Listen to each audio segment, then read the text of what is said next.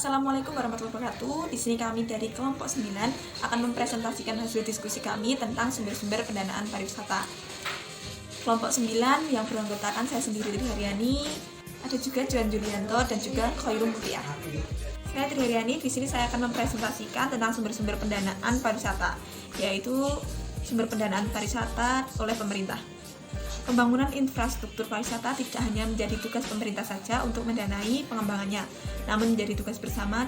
Dalam hal ini, pemerintah melalui APBN atau APBD, BUMN, dan peran serta swasta. Keterlibatan semua stakeholder terkait perlu dilakukannya melalui integrasi pendanaan infrastruktur pendukung pariwisata. Kebutuhan pendanaan yang besar tidak hanya mengendalikan APBN atau APBD saja, di mana memiliki keterbatasan anggaran. Saya Khairul Mutia akan menjelaskan materi sumber-sumber pendanaan dari perusahaan. Sumber-sumber pendanaan dari perusahaan meliputi 1. Sumber dana jangka pendek, 2. Sumber dana jangka menengah, 3. Sumber dana jangka panjang. Sumber internal perusahaan. Pendanaan yang berasal dari internal perusahaan contohnya adalah retained earning atau laba ditahan. Laba ditahan didapat dari besarnya laba perusahaan yang diperoleh pada periode tertentu. Laba perusahaan pada periode tertentu belum tentu bisa menjadi laba ditahan yang bisa digunakan untuk pendanaan perusahaan. Baik, selanjutnya adalah sumber eksternal perusahaan.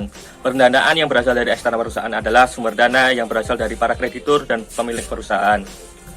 Sumber dana perusahaan yang berasal dari pemilik adalah penambah modal bagi perusahaan. Pendanaan ini bisa mengubah komposisi ekuitas pada neraca perusahaan. Pendanaan seperti ini biasanya disebut dengan equity financing. Pihak-pihak yang menjadi sumber dana eksternal adalah ada 3. Yang pertama adalah supplier, bank, dan pasar modal. Faktor-faktor yang mempengaruhi pendapatan pariwisata juga ada 3. Yang pertama, jumlah objek wisata, dan yang kedua, jumlah kunjungan wisata, yang ketiga, pendapatan per kapita. Terima kasih atas perhatiannya teman-teman.